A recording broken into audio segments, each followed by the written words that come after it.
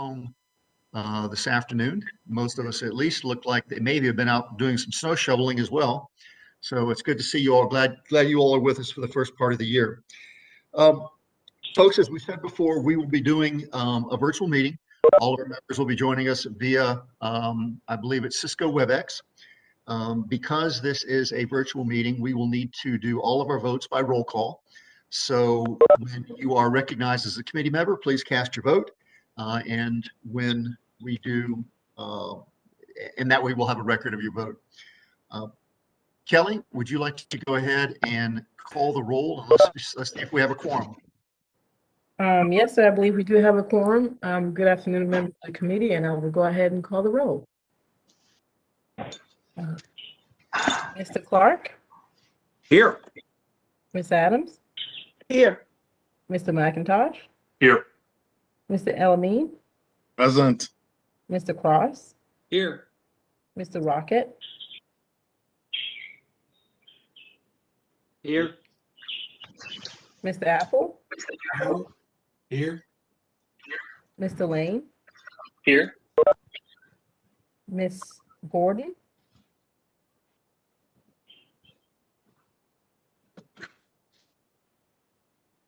Ms. Gordon?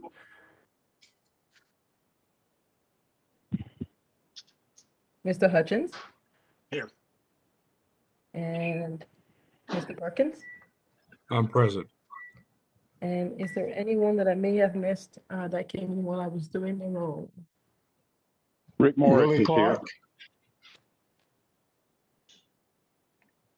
Mike Clark is Combest. present. I have Mr. Willie Clark, and I have Mr. Rick Morris, and I have Mr. Mike Combest. John Larson, alternate Winston-Salem. Mr. Larson. Anita Finney, Davie County. Miss Finney. Okay.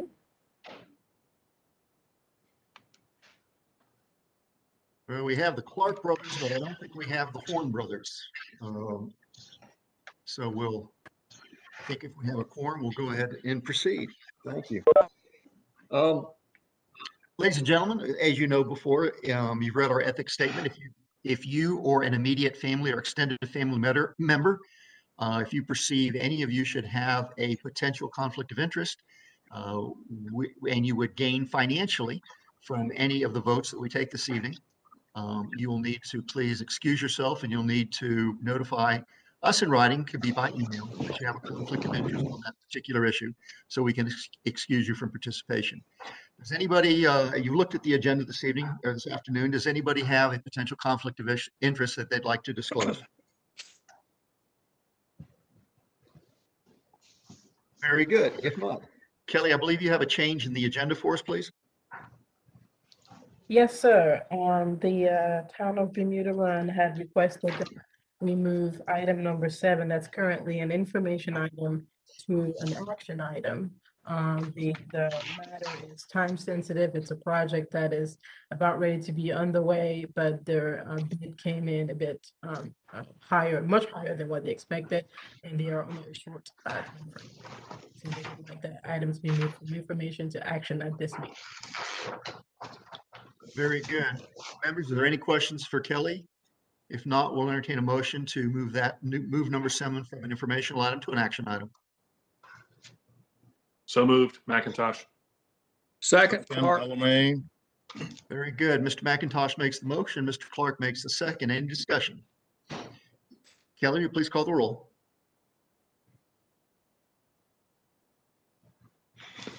Yes, sir. So, Mr. Robert Clark, Yes. Ms. Adams, Yes. Mr. McIntosh, Aye. Mr. Angel, Yes. Mr. Rick Cross, Yes. Mr. Rocket, Yes. Mr. Combest, Aye. Mr. Apple, Yes. Mr. Lane. Yes. I don't know if Ms. Gordon was able to join us. Ms. Gordon? Mr. Hutchins? Yes. Ms. Finney? Yes. Mr. Rick Morris? Yes. Mr. Perkins? Yes. and Mr. Willie Clark. Yes. Very good. Thank you. That passes unanimously. I'd like to extend a welcome to our new TAC members. Mike Combest, Clemens, council member. Welcome, Michael. It's good to see you again. Glad you're part of our group. Mr. Apple, Mayor Pro Tem in the town of Kernersville. Nice to have you with us. Thank And Michael Lane, you're a council member joining us from the town of King. So welcome to the TAC. We will have a quiz, not after this meeting, but after our meeting in March on acronyms that we use in our meetings. So please bone up on them so you know what we're talking about. All righty. This is the opportunity for public comments. Byron, do we have anybody on deck who would like to make a public comment? We do not have anyone here for public comment. Okay, thank you. Our first action item is the election of officers. Does anybody have any nominations that they would like to bring forward? Chair, I'd like to channel Mayor Joins and nominate Mayor Mike Horn for chair. Rick Cross, I'll second. Thank you. Is there any discussion? Kelly, will you please call the roll? Or actually, no, I can't. We can't do it by unanimous acclamation. We got to call the roll. Yes, sir. Mr. Robert Clark, Yes. Ms. Adams, Yes. Mr. McIntosh voted yes, Mr. Elamine, Yes. Mr. Rick Hello, Cross. my voted name yes. is. Yes. Mr. Rocket, Yes. Mr. Combest, Aye. Mr. Apple, Yes. Mr. Lane, Yes. Ms. Gordon, Yes. Mr. Hutchins. Mr. Hutchins, Yes. Ms. Finney, Yes. Mr. Morris, Yes. Mr. Perkins, Yes. and Mr. Willie Clark, Yes. unanimously. Very good. Thank you very much. I appreciate your continued support with diligence and due process and deliberation and occasional humor. I hope to carry out the responsibilities that you're placed on me as chairman. Thank you very much. Do we have any nominations for vice chairman, please?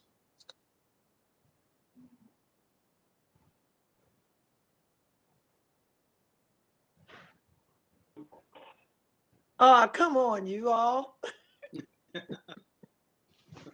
Go ahead, Dee Dee. All right. I nominate Mayor Pro Tem Adams. Second, Clark. Oh, my goodness. Very good. Ms. Adams has been nominated for vice chairman. Mr. Clark, I believe, was the second on that. Yes. Very good. Kelly, if you'll please call the roll. Yes, sir. Mr. Robert Clark voted yes. Yes. Ms. Adams voted yes. Yes. Mr. McIntosh, Aye. Mr. Elamine, Aye. Mr. Rick Cross, Yes. Mr. Rocket, Yes. Mr. Combest, Aye. Mr. Apple, Yes. Mr. Lane, Yes. Ms. Gordon, Yes. Mr. Hutchins, Yes. Ms. Finney, Yes. Mr. Morris, Yes. Mr. Perkins, Yes. and Mr. Willie Clark. Yes. It's unanimous. Very good. That sounds unanimous to me. Congratulations, Ms. Adams. Do you have a lengthy acceptance speech you'd like to give at this time? No, she does not. I do not. I had to step up because the rest of them wouldn't. Very good. Thank you all. Thank you all for your vote. Very good. Thank you, Dee Dee. Welcome to the post. I know you, as always, in everything that you do, will do a spectacular job. Committee members, we have you've been given the minutes from our November 18th TAC meeting. You had a chance to review them, or any changes, revisions, or updates you'd like to make. If not, we'll entertain a motion to approve. So approved. Mr. Alamin makes the motion. Second. Second. I believe, Mr. Clark, you slid under the wire first. Any discussion? Very good. Kelly, we call the roll, please. Yes, sir. Mr. Robert Clark said yes. Ms. Adams? Yes. Mr. McIntosh? Aye. Mr. Alamin? Yes. Mr. Rick Cross? Yes. Mr. Rocket? Yes. Mr. Cumbest? Aye. Mr. Apple? Yes. Mr. Lane? Yes. Ms. Gordon? Yes. Mr. Hutchins? Mr. Hutchins? Yes. Ms. Finney? Yes. Mr. Morris? Yes. Mr. Perkins? Yes. And Mr. Willie Clark? Yes. Very Yes. good. That passes unanimous. Thank you, members. Byron, I believe you have our first item, or our number 4 item for action today. Good afternoon, everyone. The 2020 to 2029 Metropolitan Transportation Improvement Program is a listing of all the projects programmed for the Winston-Salem urban area. This document is a subset of the 2045 Metropolitan Transportation Plan to reflect projects programmed in the state's transportation improvement program. NCDOT regularly updates the STIP to include new projects and modify existing ones. This could be done for reasons such as funding, municipal requests, or schedule changes. Statewide projects or projects which are located in our planning area, as their schedules, funding, and programming is modified. These changes are reflected in our MTIP, including materials or project modifications, additions, deletions, including addition of statewide programming for air quality and outreach education programs. Sidewalk construction on Silas Creek delayed to allow more time for planning right away has been moved to fiscal year 22. Phase 1 of the Kernersville Loop was included due to cost increase. Harper Road pedestrian improvements and sidewalk project description was modified to allow additional time for planning. Subsequent phases was also delayed. These amendments were made available for public review from October 8th, 2021 to November 12th, 2021 for our public participation policy. No comments were received during that time. I'll be happy to answer any questions about this item. Thank you, Byron. Any questions for Mr. Brown at this point? If not, we'll entertain a motion to approve. So moved. Second. Cross. I believe, was that Mr. Clark who made the motion? No. Mr. Cross? Mr. Cross. Thank you, Mr. Cross. Very good. Any further discussion? Kelly, will you please call our roll? Yes, sir. Mr. Robert Clark? Ms. Adams? Yes. Mr. McIntosh? Aye. Mr. Alamin? Yes. Mr. Rick Cross? Yes. Mr. Rocket? Yes. Mr. Cumbest? Aye. Mr. Apple? Yes. Mr. Lane? Yes. Ms. Gordon? Yes. Mr. Hutchins? Yes. Ms. Finney? Yes. Mr. Morris? Yes. Mr. Perkins? Yes. And Mr. Willie Clark? Yes. Kelly, I think you're missing me in the roll call, so if you'll go ahead and mark me as affirmative on that one, please. Mr. Moore, yes, sir. Absolutely. Thank you. Thank you. Apologies. Very good. Sometimes the obvious is the easiest forgotten. Righty. Next item is number 5, consideration of our 2023 Federal Congestion Mitigation and Air Quality, better known as CMAQ for those of you joining us. Mr. Sazak, you have the presentation on this. Great. Thank you very much, Mayor Horn. Our action requested today is the consideration of a resolution approving the fiscal year 2023 federal congestion mitigation and air quality projects for the Winston-Salem Urban Area Metropolitan Planning Organization. The Congestion Mitigation and Air Quality Improvement Program is a federal program that funds transportation projects and programs in air quality non-attainment and maintenance areas to help achieve and maintain national standards for air quality pollutants. In North Carolina, NCDOT serves as the administrator for this program. Funding is apportioned to North Carolina based on the population in non-attainment and maintenance areas of the state and the severity of the air quality problems.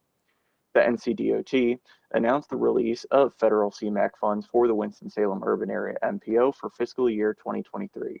The funds are eligible to be programmed for projects in fiscal year 2023, which runs from October 1st, 2022 through September 30th, 2023. NCDOT allocated $1.79 million to the Winston-Salem Metropolitan Planning Organization for fiscal year 2023. 3 candidate projects were submitted for funding consideration. The town of Louisville is requesting $425,633 for the Louisville-Vienna Road Sidewalk Extension Project. NCDOT Division 9 is requesting $180,000 for the NC8 and Oak Summit Road intersection improvements, and the City of Winston-Salem is requesting the remaining $1.18 million for the multi-use path from Lockland Avenue to Peters Creek Parkway. All 3 of these projects have received federal funds in prior years approved by the TAC, and they're all requesting additional funds citing cost increases. The Forsyth County Office of Environmental Assistance and Protection has evaluated all 3 of these projects to determine the daily pollutant reduction in kilograms.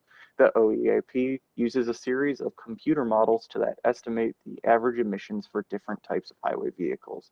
The vehicle emission factors, projected number of vehicles a project will remove from the network, and dynamics are used to determine the annual emissions reduction.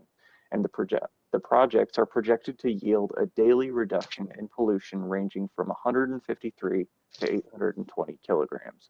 You can find the OEAP's results in greater detail in the attached documentation. This recommendation was made available to the public for 30 days during the month of December, and staff received no comments. I'll take any questions at this time. Very good. Do we have any questions, members? If not, we'll entertain a motion, please. Vote to approve, Alemagne. Second. Mr. Lane, was that your second? Yes. Thank you very much. Any further discussion? Kelly, if you'll call the roll, please. Yes, sir. Mr. Robert Clark, Yes. Ms. Adams, Yes. Mr. McIntosh, Aye. Mr. Alemagne voted yes. Mr. Rick Frost, Yes. Mr. Rocket, Yes. Mr. Cumbest, Aye. Mr. Apple, Yes. Mr. Lane voted yes. Mayor Horn, Yes. Ms. Gordon, Yes. Mr. Hutchins, Yes. Ms. Finney, Yes. Mr. Morris, Yes. Mr. Perkins, Yes. and Mr. Willie Clark. Yes. Thank you very much, members. That passes unanimously. Item number 6, which is our consideration of Federal Transit Administration Section 5310. For those of you keeping track, this contains our 5th and 6th acronyms of the day. And I believe, Mr. Duncan, you have this item. Thank you. Actually requested before you is a consideration of a resolution approving the fiscal year 2021 FTA Section 5310 Enhanced Mobility of Seniors and Individuals with Disabilities Grant Programs, Section 537 Job Access and Reverse Commute, or JARC, and plans to amend the MTIP for fiscal year 2021. Winston-Salem Urban Area receives federal transportation funds to assist eligible agencies in meeting the transportation needs of disabled and elderly populations in the urbanized area under the Enhanced Mobility of Seniors and Individuals with Disabilities Grant Program. In fiscal year 21, the Winston-Salem Urban Area MPO received $369,013 in Section 5310 funding apportionment. Additionally, the Winston-Salem Urban Area MPO allocated $55,000 in funds to be awarded to agencies providing transportation for Section 5307 JARC purposes. These funds are allocated to transportation subrecipients through a competitive process. The MPO held a 30-day call for projects between October 11th and November 10th and conducted an applicant workshop on October 19th. MPO staff received 10 applications for Section 5310 and 3 applications for Section 5307 JARC funding. Applications were reviewed by the Greensboro Urban Area MPO, which is in accordance with the Winston-Salem Urban Area MPO guidelines for this competitive selection process, which are guided by the federal circulars for each program management plan, the Public Transit Human Services Coordination Plan, and the city's allocation policy. Greensboro Urban Area MPO reviewed the applications between the end of November and early December and made recommendations for funding distribution. MPO staff has attached tables outlining the application's information, scores, and recommended funding amounts. And thank you, committee and staff, and I'm happy to take any questions on this matter. Very good. Thank you, Matthew. Any questions? Not, we'll entertain a motion, please. So moved. McIntosh. Second. Thank you, Mr. McIntosh. Who was our second, please? Mr. Clark. Mr. Clark, thank you. Any further discussion? Very good. Kelly, if you'll please call the roll. Yes, sir. Mr. Robert Clark voted yes. Ms. Adams? Yes. Mr. McIntosh voted yes. Mr. Elamine? Yes. Mr. Rick Cross? Yes. Mr. Rocket? Yes. Mr. Combest? Aye. Mr. Apple? Yes. Mr. Lane? Yes. Mr. Horn? Yes. Ms. Gordon? Yes. Mr. Hutchins? Yes. Ms. Finney? Yes. Mr. Morris? Yes. Mr. Perkins? Mr. Perkins? Yes. And Mr. Willie Clark? Yes. Thank you, members. That is unanimous. Our next item is the item we moved up into action items for informational items. Let's see, Matthew, I believe this is yours, please.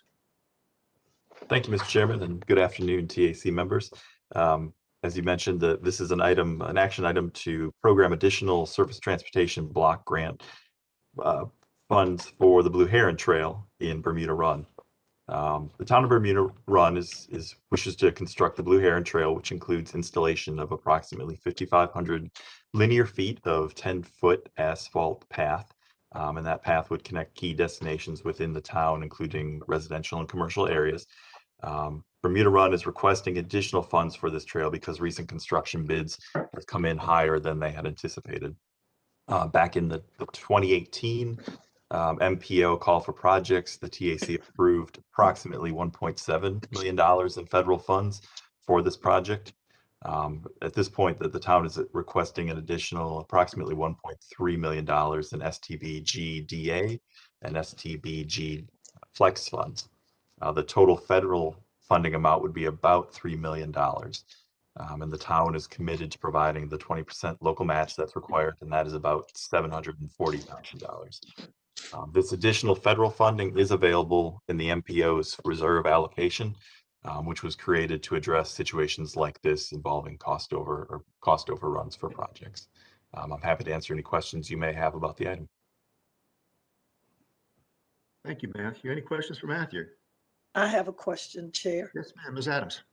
Mr. Bursick and the chair in this committee, I've noticed recently that we know that there are a lot of cost overruns.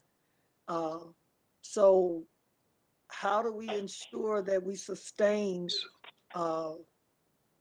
giving other monies to help these cities and towns? Where is this money coming from? I know it's not an endless bucket. So what's up with that, Matt? It's a great question. And I know in the current call for projects, the 2022 call for projects, we have about $1.7 million set aside as reserve. So I think we will continue to have those reserve funds available in the event that we have cost overruns like this. I think the other side of it is preparing good cost estimates so that we anticipate as best we can what those construction costs will be. And I think the planning and the feasibility studies that we're funding as part of the call for projects can help us in that direction as well. Okay. Well, I think you need to add to that conversation, in which we in the DOT are now going through, is that your material costs as well as labor costs are rising at about 1.75% every single month. We just opened up 2 projects that were essentially about 30% over budget. And so what you have to do is go back and retool and look at your projects again, because value engineering is not going to do it, but you need to reduce the scope of your project. So the real issue is that some hard decisions got to be made in the next 24 to 36 months, because we don't see any we call release from these types of cost escalations, because we're now reviewing the STIP, which, as I think I told y'all about 2 months ago, maybe at this meeting, we're about 25% over even on our STIP program, which we're getting ready to review for Winston-Salem on the 28th of, I think it's January of this month. So the bottom line is material costs, labor costs, and shipping costs are all rising at astronomical rates. And we got to take that in consideration as we look at these projects and plan them and look for those escalations to have an impact. One more question, Mr. Perkins. Does the infrastructure or any of that money come into play once we hit the floor? If we run out of money for cost overruns? It may. We haven't really adjudicated all of the so-called budget numbers in the Build Back Better legislation, which, as you know, is well under scrutiny right now, under attack, really. So we don't think there's going to be a bottomless pit of cash. The real issue is that we got to stay within our floor of $2 billion based upon the legislative direction. So all of us have got to roll up our sleeves and start thinking about, can I continue to say, hey, DOT, I need 1.2 million out of your contingency. I need 2 million out of that contingency. That ain't going to continue to happen until we get our overall house in order in terms of cost overruns. To answer your question. Mr. Horn, this is Mr. Clark. Can I make a comment? Yes, sir. This is about, I'm doing this off the top of my head. This is about $500 a linear foot for a 10-foot wide asphalt sidewalk. Things are getting expensive. I'll just leave it at that. That's astronomical.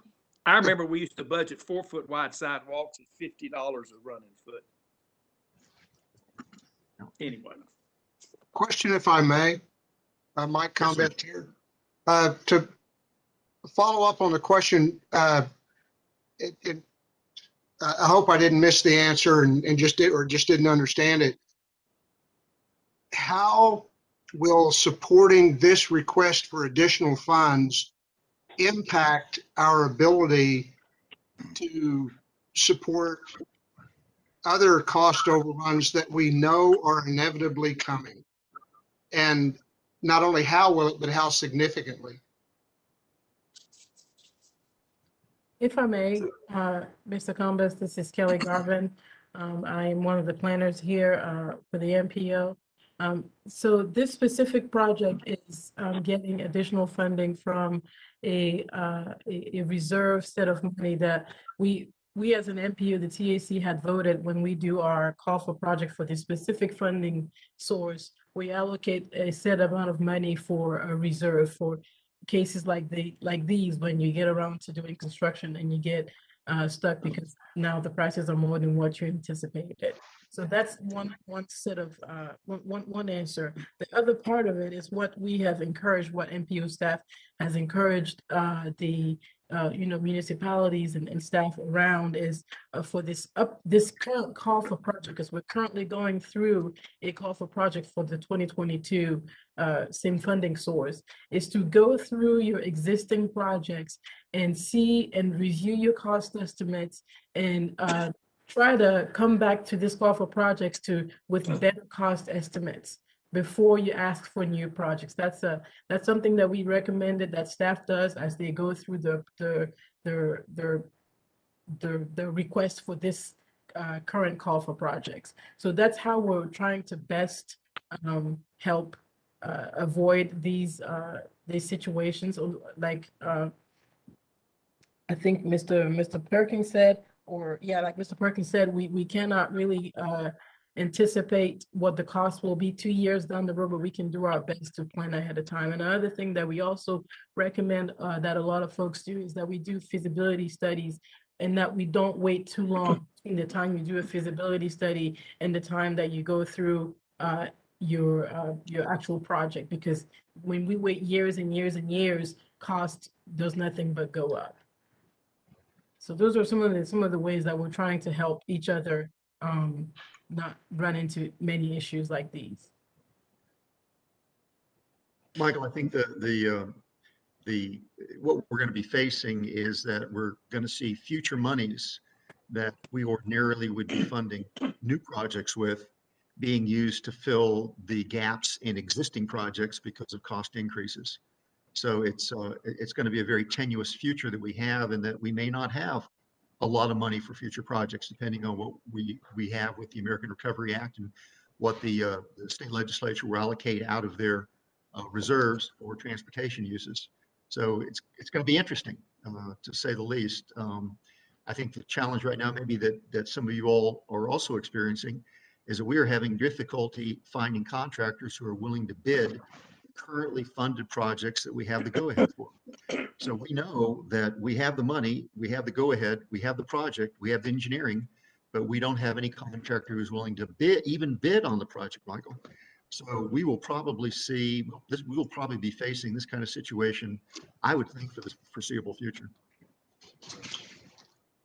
Just to add one point to that, Mayor Horn. Yes, sir. The county is involved in about 4 different construction projects right now. And we started those based on this anticipated cost increase of basic materials. Like, we got several different, bids on projects. We had sort of factored in a certain percentage in terms of cost increases. And it's a challenge right now. Fortunately, we have a pretty good budget person, Damon Sanders Pratt, who goes to the 9th letter to make sure that we take full advantage of good opportunities of material, start construction bids at that specific time.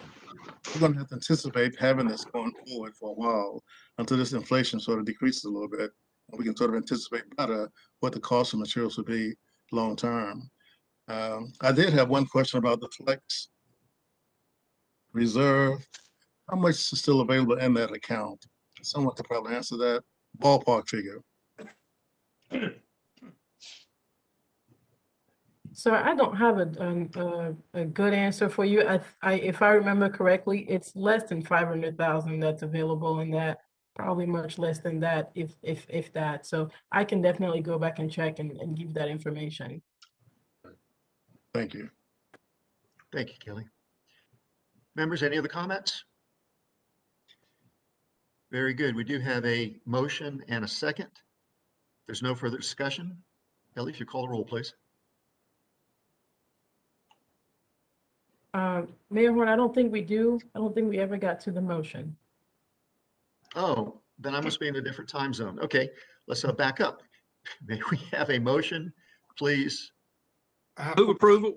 Mark, so moved. Second, Alamane.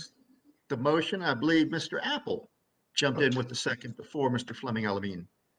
Any further discussion? Kelly, if you'll please call the roll now. Thank you. Yes, sir. Mr. Robert Clark voted yes. Ms. Adams? Yes. Mr. McIntosh? Aye. Mr. Alamine voted yes. Mr. Rick Cross? Yes. Mr. Rocket? Yes. Mr. Cumbest? Aye. Mr. Apple voted yes. Mr. Lane? Yes. Mr. Horn? Yes. Ms. Gordon? Yes. Mr. Hutchins? Yes. Ms. Finney? Yes. Mr. Morris? Yes. Mr. Perkins? Yes. Mr. Willie Clark? Yes. Thank you, members. That appears to be unanimous. Byron, you have our first informational item that we'll be considering next month, I believe.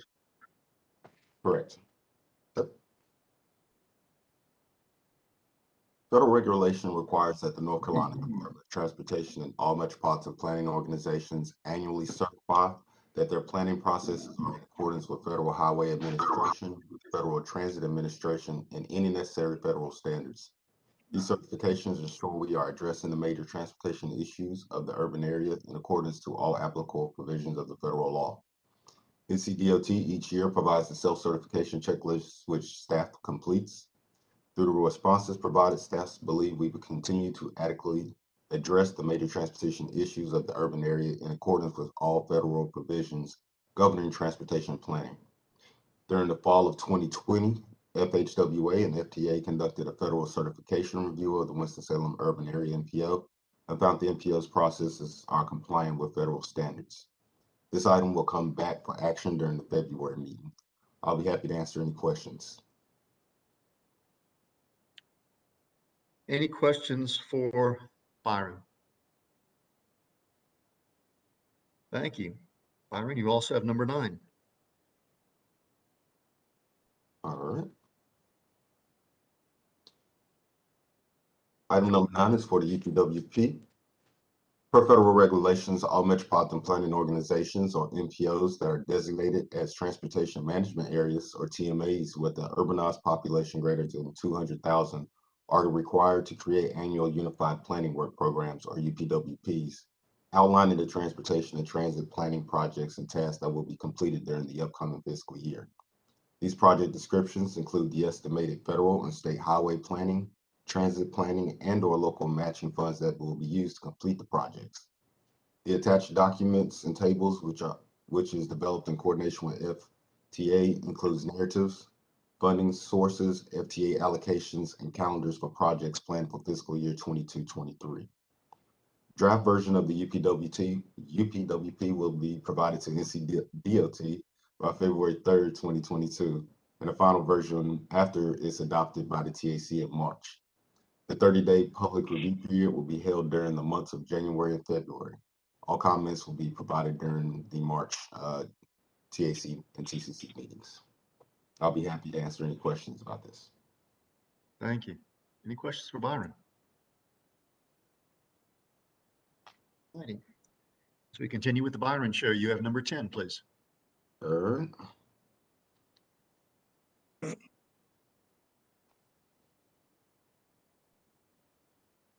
All right. So again, the 2020-2029 Metropolitan Transportation Improvement Program is a listing of all the projects programmed for the Winston-Salem urban area. Again, this document is a subset of the 2045 Metropolitan Transportation Plan and reflects projects programming included in the state's Transportation Improvement Program. NCDOT regularly updates the STIP to include new projects and modify existing ones. Again, this can be done for a number of reasons such as funding, municipal requests, or schedule changes. Statewide projects are projects which are located in our planning area. As their schedules, funding, and programming is modified, these changes are reflected in our MTIP. Included in your materials are project modifications, additions, and deletions, including delay of bridge construction over West First Street to allow for additional time for planning, sidewalk construction on Fairlawn delayed to allow additional time for planning and design, the multi-use path construction from Salem Parkway NC 150 to the Strollway has been delayed for additional planning and design.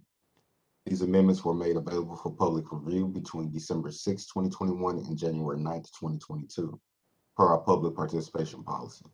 No comments were received during that time. This is an information item and will come back to you in February. I'll be happy to answer any questions on this item. Thank you. Any questions for Mr. Brown? Thank you, Byron. Mr. Sazak, and I'm saying that wrong. Pronounce your last name for me. Stazak. Stazak. Yep.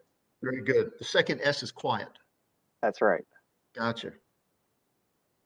All right, so the item before you here today is an item for information, and it is about the adoption of targets for safety performance measures established by the North Carolina Department of Transportation and amending the 2045 Metropolitan Transportation Plan, or MTP. Per the Federal Highway Administration's Highway Safety Improvement Program Final Rule 23 CFR Part 490, the NCDOT must coordinate the establishment of safety targets with the metropolitan planning organizations in the state. Last year, on January 21st, 2021, the Winston-Salem TAC approved a resolution of support for the safety performance measures and targets established by the state.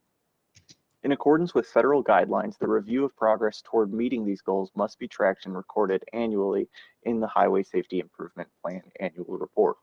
And the measures and targets identified for 2022 include, number 1, the goal is to reduce total fatalities by 12.17% from 1,428.8 to 1,254.9 by December 31st, 2022. Number 2, the goal is to reduce the fatality rate by 13.78% from 1.226 per 100 million vehicle miles traveled to 1.057 by December 31st, 2022. The third goal is to reduce total serious injuries by 19.79% from 4,410.2 to 3,537.6.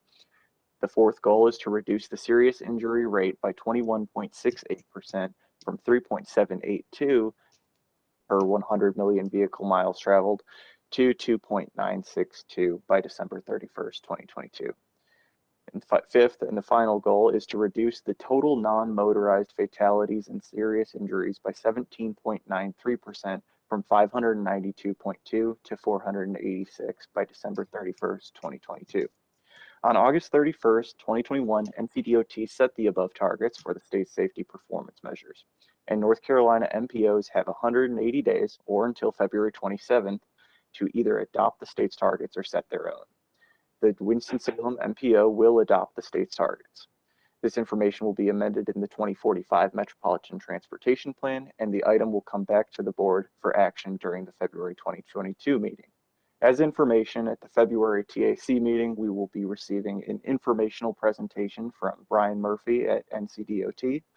Similar to last year's March presentation, the presentation will give an overview of the targets that are established for 2022, how the state and our MPO fared in relation to last year's adopted targets, and more. Finally, the targets were presented for public comment between December 6th, 2021 and January 9th, 2022, and no comments were received. I will now take any questions. Very good. Any questions for Hunter? Hunter, thank you very much. That was a question I had during our briefing, was will we get the results of how we met our 2021 goals? And that'll be presented to us, as I understand from what you just said, at our February meeting. Correct. Very Yep. good. Thank you. I had one question, Mr. Horn. Yes, sir, Mr. Alameen. You know, we've heard several reports with public sessions being offered, but no comments from the public.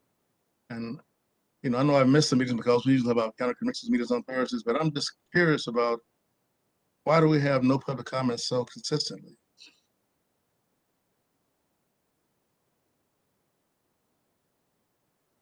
You want to take a crack at that? I can't answer to why we don't receive public comments. That's kind of the nature of the beast. Until something actually happens, that's when people actually start to actually talk. But per our public policy, we always make the most attempts to get the information out early before that last bit of anxiety kicks in and people start to reach out to us. So we want to make sure that we get the information out there as much as we can, as early as can. Byron, refresh us real quick. What means do we use to reach out to the public about our items? Yes. So with the we do a number of different ways as far as outreach. We use, of course, the standard newspapers. We put in information about the upcoming meetings. We also have a public review document, which we create and we send to all of the libraries within our NPO. We also list all of the information on our websites, and we do some different website advertisements depending on the projects that's being promoted. So I guess, Mr. Alameen, like the bottom line of this is you really have to be interested in this stuff to want to keep up with it. And the information's out there, but if you're not looking for it, you probably won't get it. And before I forget, we also post on Facebook. The city has a web page that we also post information on. Very good. Thank you. Chairman Horn. Yes, sir. John Larson.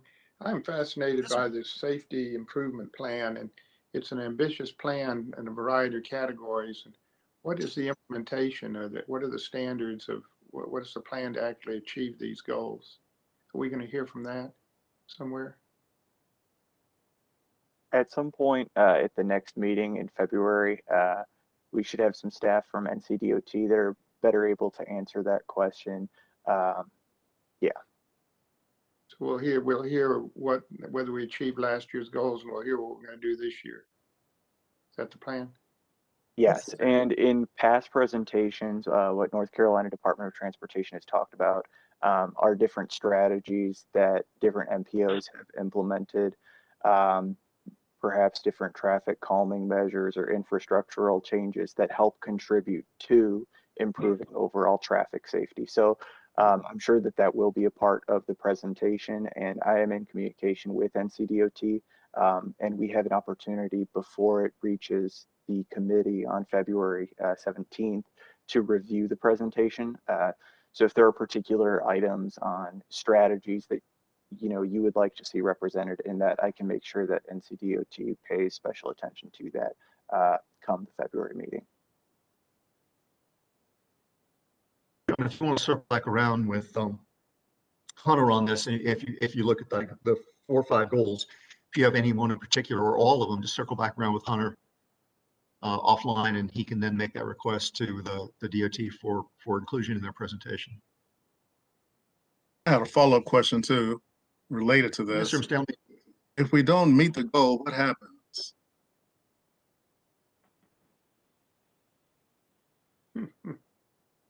For that, we'll also let NCDOT make that determination during the presentation, or reveal that during the presentation. But typically, we have to start programming additional funding towards additional safety measures so that we meet those targets. And that's all programmed through the STIP. Very good. Thank you. Mr. Chair. Yes, ma'am, Ms. Adams. Yes, I've been Yes, on the Transportation Advisory Committee since 2010. When it comes to this, the traffic fatalities and safety, we've been working. DOT knows it, Mr. Perkins, all of them. But when you get everybody on the highway and auto manufacturers are telling you and showing you that you can do 90 to 100 miles an hour in your neighborhood, in your car, safety kind of goes out the window. I don't think we met our goals for the past couple of years. I don't know many cities that have our size, but as again, Mr. Brown and then will present that information to us next month. It's not that we don't work on it. If you can't get the public and others involved, unfortunately, like Mr. Horn said, until it impacts you personally, that's when we see people. Thank you. Thank you, Ms. Adams. Any other comments or questions? All righty. Matthew, you have our final informational item. Thank you, sir. So this item is a request authorizing the Winston-Salem Urban Area Metropolitan Planning Organization to enter into an agreement with the Eastern Transportation Coalition to access HERE Technologies transportation data for the purposes of transportation planning. NCDOT is a partner agency in the Eastern Transportation Coalition, which is a group of 17 states in the District of Columbia focused on connecting public agencies across modes of travel to increase safety and efficiency. As a member of the coalition, NCDOT has access to transportation data through HERE Technologies, which is a data aggregation and representation company focused on providing data to governments and businesses. NCDOT has invited MPOs and member jurisdictions to access this data to assist with planning efforts. But to access the data, each agency must execute an agreement, a data use agreement with the coalition.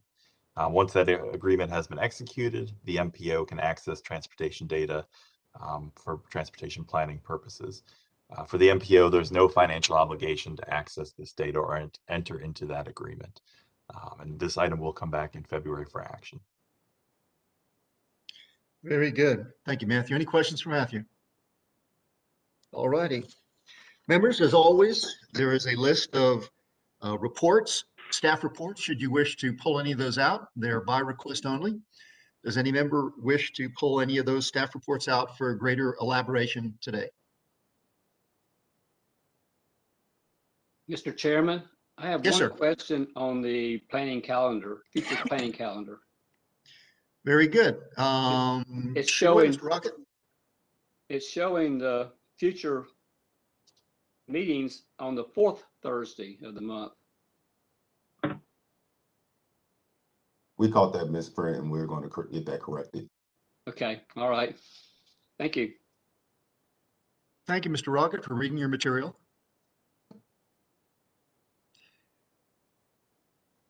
Any other items you wish to pull out? Kelly, you may want to, if you would please, just, I've asked Mr. Ivy for an update, but I bet he's probably out driving a plow right now. Kelly, you may give us just an update. That is correct. Yeah, I'm not surprised. He's not quite driving a plow, but DOT now has about a little over 3,000 people working in all the divisions in support of other divisions who have not been severely impacted with the snow and ice that has fallen over the last couple of days. We anticipate to continue to work on the major thoroughfares. We started moving into the secondary roads this afternoon, but we are going to have another deep freeze again tonight. It's projected to be about 27 degrees. So our folks will be out again tomorrow morning, continuing to work on and making sure that the black ice is covered, and then of course move into the secondary roads. So he's and his staff and here in Division 9 are doing an exemplary job of making sure our roads are clear as possible. And the sun helped us a great deal today with 41 degrees temperature, and a lot of the melt did happen. But everybody should be very cautious tomorrow, because the stuff that melted today will in fact be black ice tomorrow morning at 27 degrees until about 10 o'clock in the morning, when tomorrow is supposed to be about 45 degrees temperature for most of the day. Thank you, Mr. Perkins. I really appreciate that information. In fact, if there's no objection, if you will pass on to Mr. Ivy and all of Division 9 our great appreciation for all they're doing. It's a hard job right now. You're understaffed, you're undertrucked, and we know those guys are out there working hard. So if you please express our appreciation to them for all they're doing, that would be great. I will take care of that. Thank you very much for that comment. Yes, sir. Kelly, you want to give us just a quick update on our ethics training?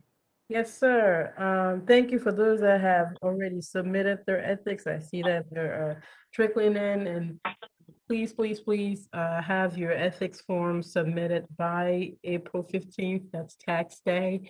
You can do it electronically, and it's quick and it's easy. And if you run into any snags, just feel free to give me a call. And if I don't know, I know somebody who does. So just go ahead and keep filing. I will send another reminder probably next week. And I'll just keep doing those probably monthly until we're done. So. Thank you, Kelly. That is something, new members, it's required of all of us, even existing members, is to go back through and make sure we complete the ethics training. Kelly has a brother named Guido who will come after you probably the end of March, 1st of April. If Mr. Horn. Yes, sir. If we do not get an email, we can assume we're current. Everybody, all TAC members must file by April 15th. So I'm on 3 different boards that all require the ethics. So I do it regularly. So I don't know if I'm current or not. I can check if every year we have to file every year. So if you haven't filed for this year, you most likely have to file this year again. I will be sending that email out again next week to remind everybody. But yes. So it's every year on every committee you serve on? Yes. Even though it's the same ethics report? Yes. Okay. Well, if you do it for one, it does it for all, but you still yes. got to list them all on the form. Yes. Very good. Thank you, Mr. Clark. Committee members, any further discussion, any other comments you'd like to make before we move to adjournment? One comment, please, Mr. Chairman. Yes, sir, Mr. Leming. Whoever made the decision to meet on Tuesday, I want to give them a flower or a toast of lemonade because it fits my schedule perfectly.